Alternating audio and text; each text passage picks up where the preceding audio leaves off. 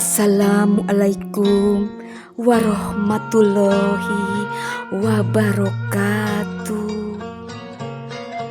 Sampurasun tepang deui sareng simkuring juru dongeng dina dongeng Sunda. Danget ieu simkuring sejak midangkeun carios misteri anu judulna Pocong. Ieu carios kantos dimuat dina majalah Mangle tahun 2014. Panto cai nutup Nining muragkeun buntelan leutik kana kantong keresek di gigireun bak nu teu digantungkeun. Kantong keresek pulas hideung nu biasa dipake miceun runtah sabangsaning bungkus sabun mandi, sampo, odol jeung sajabana. Kaasup nu bieu dipiceun ku Nining. Paragi ari awewe kadatangan semah matuh unggal bulan. Pasti ari awewe mah apal atuhnya naon tah ngaranna. Sanggeus Nining menerkeun kancing rokna nu kekembangan bungur, ceulina mireng sora di kamar cai sabeula. Ngahihih semu ngirung bangun sora awewe.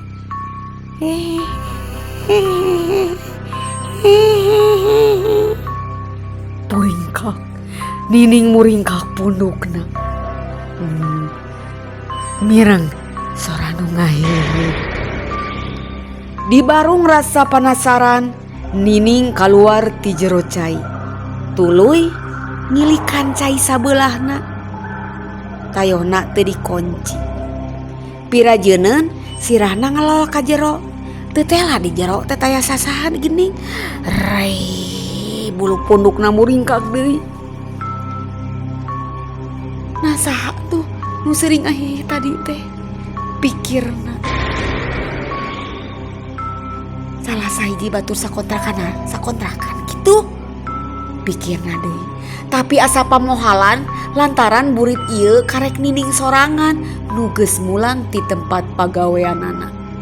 Kabeh pangeusi imah kontrakan nu sarua gawe di pabrik biskuit masih arantang di tempat gawena. Sedangkeun Nining mah ti sajam ka tukang menta mulang ti heula lantaran beuteungna karasa nyeri ka bina-bina ngarandapan kadatangan bulan nu ayeuna. Mojang nu umurna can panceg 18 tahun teh lempang gagancangan muru kamar kontrakan nu pernahna pangjuruna. Sanggeus di jero kamar ukuran 2x3 meter, teteupna muser kana cai pulas koneng nu masihan teh. Teu jauh tina jendela kaca, Nining dongkok neuteup teh keramik pulas bodas pelangseng kana irungna bau hanyir. Nining ngingsret panonna ngilikan cai nu bau eta. Nah cai tina sesa asakan padang nu putih gitu. Pikirna bari tarangna kerung. Tapi pamohalan Nining gide. Manehna teu poho peuting tadi meuli deungeuna ti rumah makan Padang Salero Basamo hareupeun pabrik biskuit. Salian ti sangu deungeuna goreng para kedel, tongkol balado jeung sambal hejo, lain hayam atawa tongkol sayur nu kuahna koneng. Bari masih penasaran, Nining lalaunan ngelap teh. Di luar panon poe geus sababaraha menit ka tukang labuh ka beulah kulon. Lila ngong adan maghrib. Nining kekedengan dina kasur busa ipis. teu ngalaksanakeun salat lantaran apan keur halangan teh. Kapireng sora batur sapagaweanana saurang-saurang mimiti daratan. Tabuh 7 Nining nginum deui ubar. Ubar anti nyeri mun keur datang panyakit datang bulan. Beteungna teu sabaraha nyeri ayeuna mah, teu cara waktu di pabrik. Pepelangkingan pika hariwangeun, tepi ka babaturan ngajurungkeun sangkan mulang ti heula. Sanggeus ubar asup kana ti koro disusul ku Cihera. Nining muru deui kasur ngagoler. Beteungna can karasa lapar kawantu waktu istirahat di pabrik murak sangupuleun jeung asin japuh bawa salah sahiji batur sapagaweanana meningali mante. Tabuh salapan Nining meremkeun panonna. Rohangan dipoekan saperti sasare. Tara bisa sare saupama lampu hurung. Pitunduheun teu daek gugupah. Antukna Nining ngileung. Kontrakan nu sakabeh pangeusina pagawe pabrik ngabogaan 15 kamar. Nu ngeusi nyekel kunci sewang-sewangan lantaran kamar langsung nyang hareup kaburuan. 15 kamar teh 8 kamar di bagian handap, nu 7 aya di luhur di loteng. Cai jeung dapur perenahna di handap dipake ku sarerea. Peuting nu karasa simpe tara ti sasari. Teuing pedah peuting jumaah atawa horeameun kaluar kamar.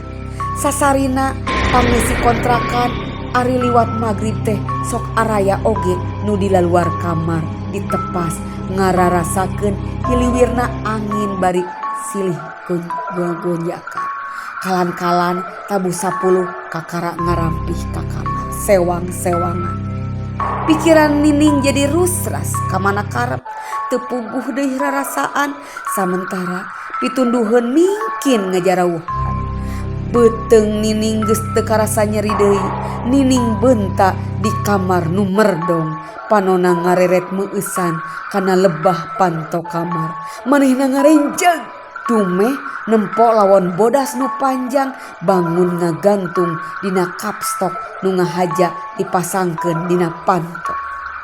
Panonna beuki ngawaskeun lawon nu ririaban bangun nu katebak angin padahal taya angin nu nyulusup tina sela-sela jandela. Pikirna meureun mukena. Tapi teu lila manehna karek inget yen mukenana teu dipake salila 4 poe alatan keur halangan teu ngalaksanakeun salat. Lian ti eta manehna langka ngagantungkeun mukena dina kapstok. Sok ditilepan we dibuntel ku sajadah ditunda dina luhur lomari. Nining guligah awakna dak dumadak ngeleper. Kesang tiis mimiti maseuhan sakujur awakna nu teu disimbut.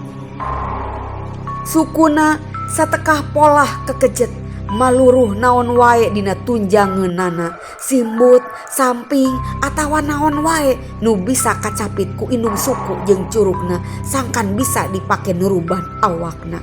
Tapi taya lawon nu katarik. Awakna hayang cengkat tapi teu mampu. Kawas aya nu matri kana kasur. Samentara teteupna museur keneh teu daek leupas tina lawon bodas nu ririaban sakapeung cicing. Awak Nining beuki ngadaregdeg ras inget kana sora nu semung ngirung di cai tadi ti kamar cai gigireun nu hiji deui nu waktu di longok teu teh aya tayana naon. Nining inget wae kana sora biwir Nining runya renyu nahan picerikeun manehna kakara peuting eta ngarandapan rasa sieun nu hese dieureunkeun. Taya sora nu bisa kedal tina bibirna letahna dak dumadak hese oyang. Dua leungeunna ti pepareket nangkep harigu bari ngadaregdeg. Di luar simpe beuki karasa simpe. Jarum jam nu disada tina tembok majuna kapirang halon pisan. ku Nining penting nu jempling ge majuna halu. Nining hayang gerak-gerak subuh, hayang gerak babaturanana haruda, hayang disamperkeun ku babaturanana, hayang dipangmukakeun pantosangkan lawon hideung nu ririaban teh leungit. Tapi kahayangna semet, kahayang kamar lir pangberokan. Nining teu bisa cengkat, Nining teu bisa ngejak. Najan maksakeun heug lumpat keluar, tangtu kudu nu ka panto. Tangtu bakal karagap lawan bodas nu pikasieun eta. Bisa wae lawan bodas teh meulit awakna, moal daek ngalesotkeun, neleg bulut-bulut, tuluy sora nu dicai ge milu ngadatangan ka kamar. Nining inget wae kana sora nyakek beung Nining nyawang sakabeh eta. Nining beuki hayang ngoceak satarikna, tapi deui-deui bibirna ukur mampu renya-renyu kaya sorangan komo ngagol.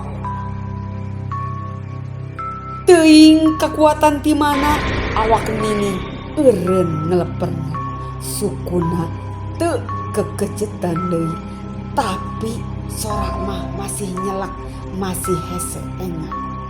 Nining muji syukur. Alhamdulillah.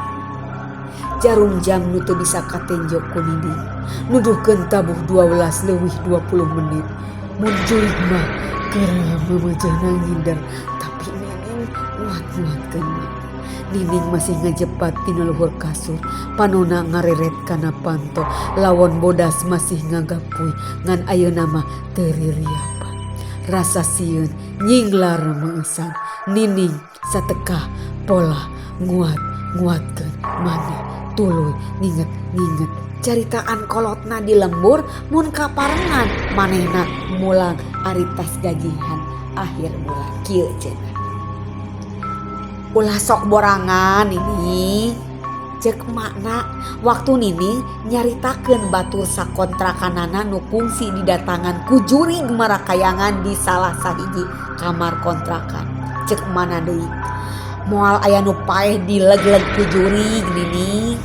Jadi ulah ngarasa sieun, nu puguh mah jurig nu kudu sieun ku urang, lain urang.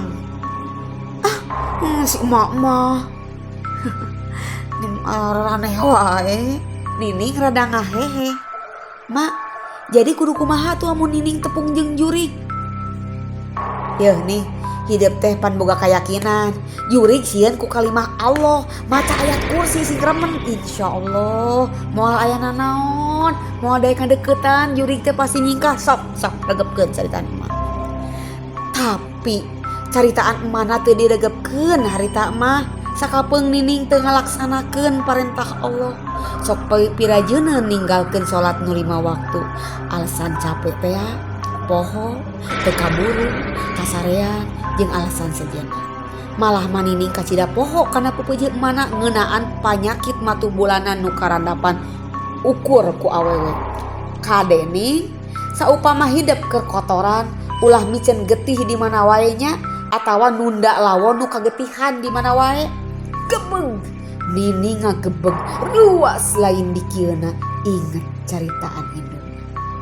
Inget oge tadi murid micen kokotor getih dicai bari teu diberesan heula. Rei bulu pundukna muringkak, tapi demi nyingkahkeun ka sieun Nining ngumpulkeun kakuatan bibirna nu can mampu ngendalkeun sora renya-renyu. Pelangsang bau nu hanyir, bau nu sarua seperti bau cai kone nu tadi murid maseuhan teh. Ciduh pocong bangunan, ciduh pocong nu geus kasawang bauna kabina-bina. Teu sadar awak Nining cengkat cung nangtung tuluy nyamperkeun lawan bodas nu ngagebay dina panto. Najan poek sidik pisan tetenjoanna. Nining ge ngarasa aheng. Nah, panonna beut awas pisan padahal rohangan nya-nya kaya cahaya saeutik ge. barang gok kana harepeun lawan bodas. Tetep nining paamprok jeung nu nangtung. Ngajan poek tapi atra kana panon nining. Nu nangtung pulas bodas teh lain lawon wungkul tapi lawon nu mungkus makhluk pikasieun. Dina luhur sirahna dibeungkeut ku lawon panjang nu sarua pulas bodas. Lawon bodas kuleuheu nu pinuh ku taneuh kuburan teh beungeutna ruksak pikagilaeun. Panona nu bolong mencrong ka nining pocong.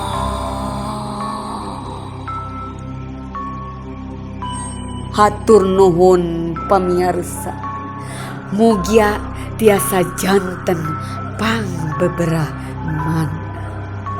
Wassalamualaikum warahmatullahi wabarakatuh.